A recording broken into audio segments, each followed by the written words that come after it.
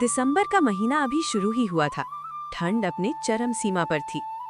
इस ठंड के महीने में रोहित का परिवार ठंड से ठिठुर रहा था। अपने परिवार को बचाने के लिए रोहित के पास ढंग का कंबल तक नहीं था। रोहित बहुत ही गरीब था और अपने परिवार के साथ बहुत गरीबी में जीवन व्यतीत कर रहा था।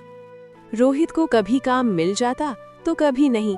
बाकी के दिन और उसका परिवार पानी पीकर दिन गुजारते थे। सुनिए जी, बच्चे भूख से तड़प रहे हैं। घर में अनाज नहीं बचा है। कल तो मैंने अपने पड़ोसन से थोड़ा आटा मांगकर रोटियां बना दी थी, लेकिन आज तो ना चावल है ना आटा। मैं बच्चों को क्या खिलाऊंगी? मैं क्या करूं सुषमा, मैं तो बहुत कोशिश करता हूं, लेकिन कभी काम मिल पाता है तो कभी नहीं। मैं सुबह ही गया था, किसी ने मुझे कोई काम नहीं दिया। फिर भी मैं अभी जाकर देखा हूं। तुम एक काम करो, तुम आज भी पड़ोसन से कुछ आटा नहीं तो चावल मांग कर लेकर आओ और बच्चों के लिए कुछ न कुछ बना लो। आपको क्या लगता है मैं कोशिश नहीं की? मैं सुबह गई थी, लेकिन पड़ोसन ने 4 बातें सुना दी। उन्होंने मुझे कुछ भी देने से मना कर दिया और ऊपर से बेइज्जती हुई वो अलग। मैंने अपनी दूसरी पड़ोसन से भी मांगा, उसने भी मुझे देने से मना कर दिया और बहाना बना दिया कि उनके ही घर पर खाने के लिए कुछ भी नहीं है, जबकि अब उनके बच्चे हलवा पूरी खा रहे थे। मुझे इतना तो समझ आ गया है, जब अच्छा समय हो तब सब लोग अच्छे से बात करते हैं, लेकिन जैसे ही बुरा समय आता है लोग हमें देखकर घर के अंदर भागने लगते हैं। कोई हमारी मदद नहीं करता। मेरी सबसे अच्छी सहेली पूजा ने जब मुझे किसी और से मांगते हुए देखा तो मुझे देखकर वो अपने घर में चली गई और दरवाजा बंद कर दिया। मुझे ये देख बहुत बुरा लगा। मुझे नहीं लगता इस बुरे समय में हमारी कोई सहायता करेगा। हमें अपनी सहायता खुद ही करनी होगी। आप जाइए और कुछ न कुछ करके बच्चों के लिए कुछ खाने को लेकर आइए। मैं बच्चों को ऐसे तड़पते हुए नहीं देखना चाहती। तुम चिंता मत करो, मैं जाता हूँ और मैं कुछ ना कुछ लेकर ही आऊंगा। मैं वादा करता हूँ, हमारे बच्चे भूखे नहीं सोएंगे। तुम मेरा इंतजार करना, मैं अभी जाता हूँ।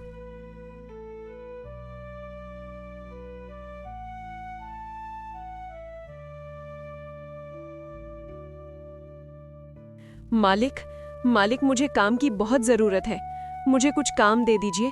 मेरे बच्चे भूख से तड़प रहे हैं मालिक। कल से उन्होंने कुछ नहीं खाया। आज अगर मैं खाली हाथ घर गया तो उन्हें आज भी भूखा सोना पड़ेगा। कृपया मुझे काम दे दीजिए मालिक। कुछ भी काम चलेगा, मैं सब करने के लिए तैयार हूँ। जरा रुको, तुम्हें दिखाई नहीं दे रहा मैं कुछ जरूरी बात कर रहा हूँ? चुपचाप खड़ा रहे यहाँ पे। रघुवीर, ये 2 बोरियां लालराम के घर 1 बजे से पहले पहुंच जानी चाहिए। इनमें बहुत जरूरी सामान है और लालराम ने ये आज ही मांगी है। लेकिन मालिक, अभी तो 10 बज रहे हैं। 3 घंटे में ये कैसे मुमकिन है?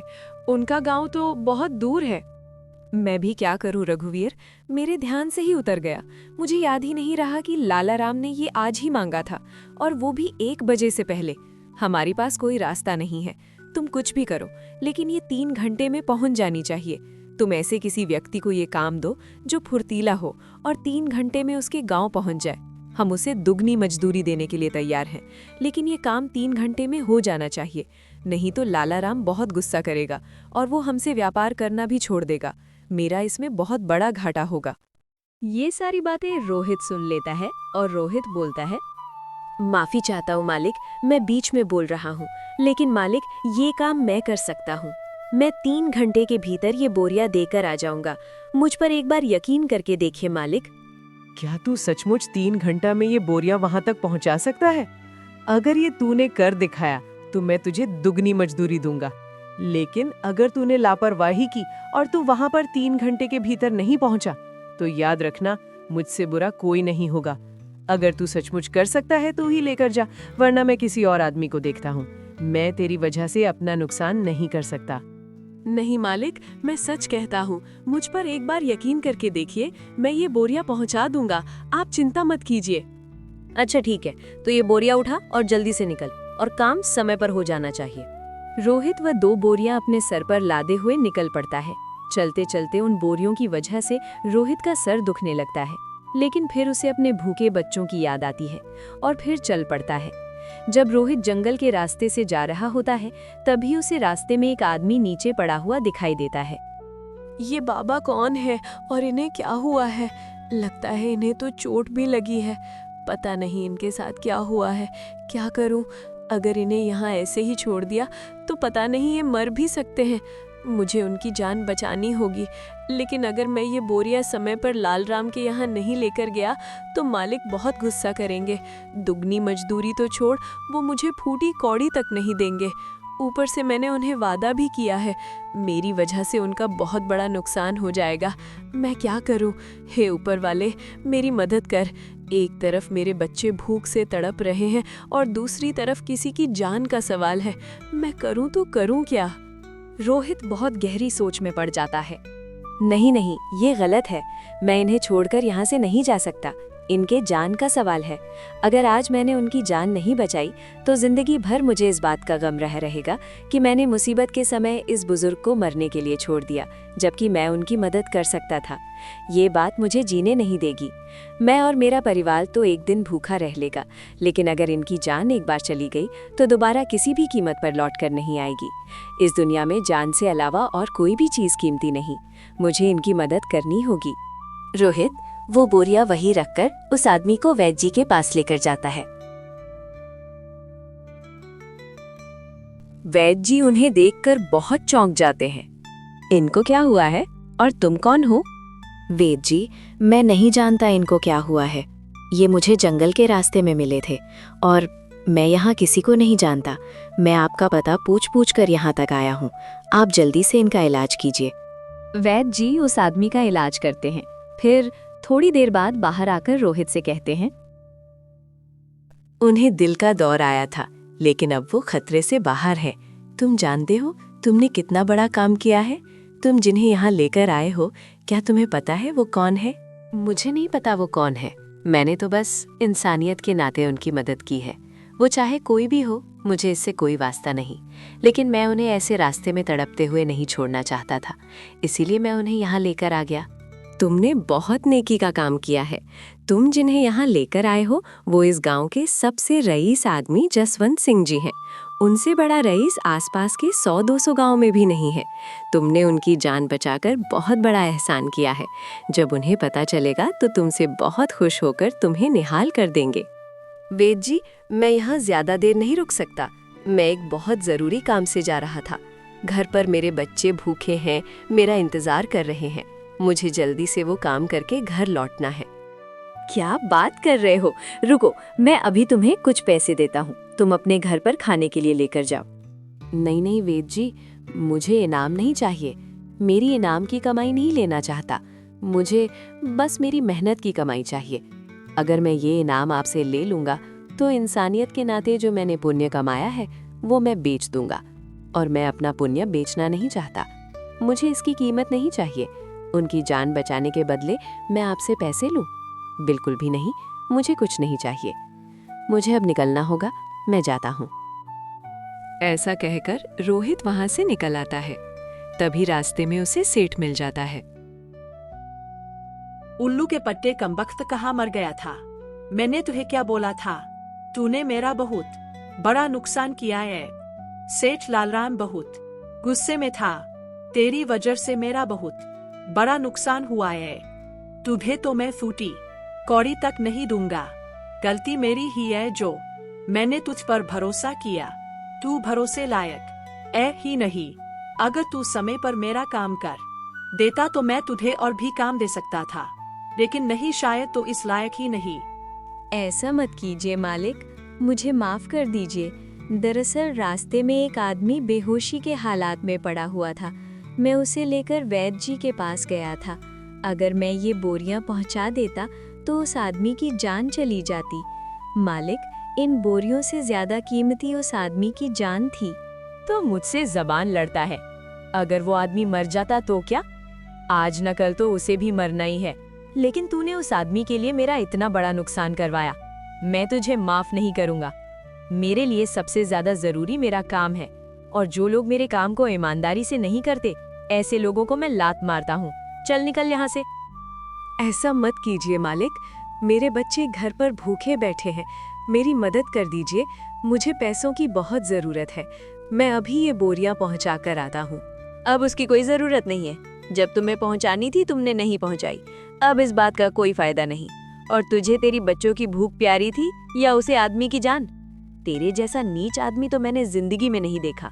तू कहता है तेरे बच्चे भूखे बैठे हैं और तू दूसरों की जान बचाते फिर रहा है। तुझे अपने बच्चों की इतनी ही पड़ी होती तो तू सबसे पहले मेरा काम करता ना कि लोगों की जान बचाते फिरता। तुझे समाज सेवा करने का बहुत शौक है ना, अब तू और तेरे बच्चे भूखे ही मरेंगे। चल निकल यहाँ से, तुझे कुछ नहीं मिलेगा। रोहित उदास होकर घर चला जाता है। घर के अंदर जाने की उसकी हिम्मत नहीं होती। रोहित अपने घर के बाहर ही बैठे रोता रहता है। तभी उसे घर के अंदर से अपनी पत्नी की आवाज आती है, जो बच्चों से कह रही होती है, थोड़ी देर और बेटा, तुम्हारे पिताजी आते ही होंगे और तुम्हारे पिताजी तुम्हारे लिए बहुत अच्छा खाना लाने गए हैं। आज तुम्हें भूखा नहीं सोना पड़ेगा, तुम्हें पेट भर कर खाना मिलेगा। बस थोड़ी देर और इंतजार कर लो। ये सारी बातें सुन रोहित के दिल को बहुत ठेस पहुंचती है। उसके घर के अंदर जाने की हिम्मत ही नहीं होती। वो घर के बाहर ही बैठा होता है। तभी थोड़ी देर बाद जब उसे बच्चों की आवाज आनी बंद हो जाती है, वो घर के अंदर जाता है। उसे देख उसकी पत्नी बोलती है, क्या हुआ जी, आज भी कुछ नहीं मिला? मेरा नसीब ही खराब है सुषमा, काम तो मिला था लेकिन पैसे नहीं मिले। और रोहित सुषमा को सारी बातें बताता है। मैं कितना बदनसीब बाप हूँ जो अपने बच्चों को पेट भर खाना तक नहीं दे सकता। आज मेरे बच्चे भूखे सो रहे हैं। लानत है मुझ पर, भगवान मेरे जैसा पिता किसी को ना दे। पता नहीं सुषमा, मुझे उस वक्त क्या हो गया था। मैंने अपने बच्चों के बारे में ना सोचकर उस आदमी के बारे में सोचा। अगर मैं उस वक्त उसे आदमी के बारे में ना सोचता तो आज मेरे बच्चे यूं भूखे ना सो रहे होते। हे ईश्वर, ये तेरी कैसी परीक्षा है जो आज मुझे तड़प कर मार रहा है। आप सब्र रखें, सब ठीक हो जाएगा। ईश्वर सब देख रहा है। आपके उस पुण्य का हिसाब जरूर होगा। यहाँ कोई भी किया गया पुण्य जाया नहीं जाता, सबका हिसाब होता है। आपने अपने बच्चों के बारे में ना सोचकर उसे अनजान आदमी की मदद की है। देख लेना, ईश्वर एक दिन हमारी मदद जरूर करेगा। इसी उम्मीद से दोनों रात में पानी पीकर भूखे ही सो जाते हैं। अगली सुबह जब सेठ जसवंत सिंह को होश आता है, तब वैद्य जी उन्हें सारी बातें बताते हैं। तो जसवंत सिंह बोलता है, क्या बात कर रहे हो वैद्य जी, आपने उस आदमी को रोका क्यों नहीं? हम उसका धन्यवाद करते, उसने हमारी जान बचाई है। उसने हम पर बहुत बड़ा एहसान किया है, नहीं तो शायद मैं आज जिंदा भी नहीं रहता। सेठ जी, मैंने उसे रोकने की बहुत कोशिश की, लेकिन वो बहुत मुसीबत में था। वो कह रहा था कि उसके बच्चे भूखे उसका इंतजार कर रहे हैं। सेठ जी, उसके हालात बहुत खराब थे। मुझे लगता है उसे पैसों की बहुत जरूरत थी। मैं तो उस वक्त होश में नहीं था। तुमने उसकी मदद क्यों नहीं? तुम उसे कुछ पैसे दे देते, बदले में वो तुम्हें कई गुना पैसे दे देता। सेठ जी, मैंने उसकी मदद करनी चाहिए थी। मैं उसे पैसे भी दे रहा था, लेकिन वो बहुत खुददार निकला। उसने वो पैसे लेने से इनकार कर दिया। मैंने ऐसा आदमी तो अपने जीवन में कभी नहीं देखा। कोई इतना भी ईमानदार और खुददार हो सकता है? हम अभी के अभी उसके गांव जाकर उसे इनाम देना चाहेंगे। सेठ जी, अभी आपको आराम की जरूरत है, आप कहीं मत जाइए। नहीं वैद्य जी, हम जब तक उसे आदमी से मिल नहीं लेते हमारा मन नहीं मानेगा। हम उसे जल्द से जल्द मिलना चाहते हैं। और जैसा कि तुम बता रहे हो वो बहुत कष्ट में है, उसने हमारी जान बचाई है। हम उसे किसी बात का कोई कष्ट नहीं होने देंगे। हम अभी उसके पास जाते हैं। ऐसा कहकर सेठ जी रोहित के घर पहुंच जाते हैं। घर में रोहित और उसकी पत्नी दोनों निराश होकर बैठे होते हैं। तभी बाहर से आवाज आती है। रोहित और उसकी पत्नी बाहर आते हैं।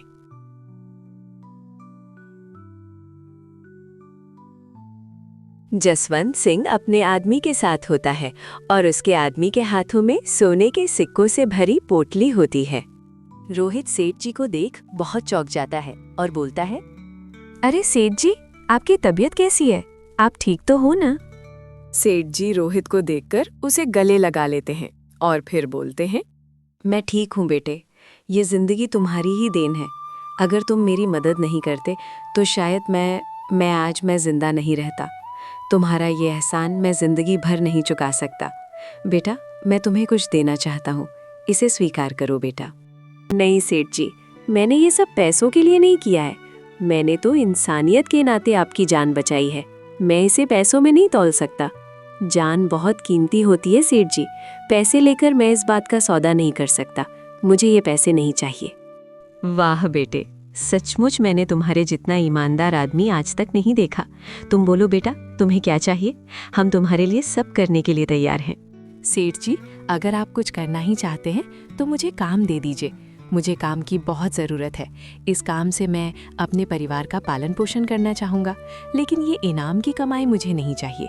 मुझे मेरे मेहनत के पैसे चाहिए। बस आप मुझे काम दे दीजिए, आपका बहुत एहसान रहेगा। एहसान तो तुमने मुझ पर किया है, वो भी इतना बड़ा कि मैं काम देकर भी नहीं चुका सकता। फिर भी तुम्हारी इच्छा है तो तुम आज से ही मेरे यहाँ काम करोगे। और हाँ, अब तो तुम्हारे परिवार के लिए तुम कुछ तो पैसे ले लो, ताकि तुम्हारा परिवार भूखा ना रहे।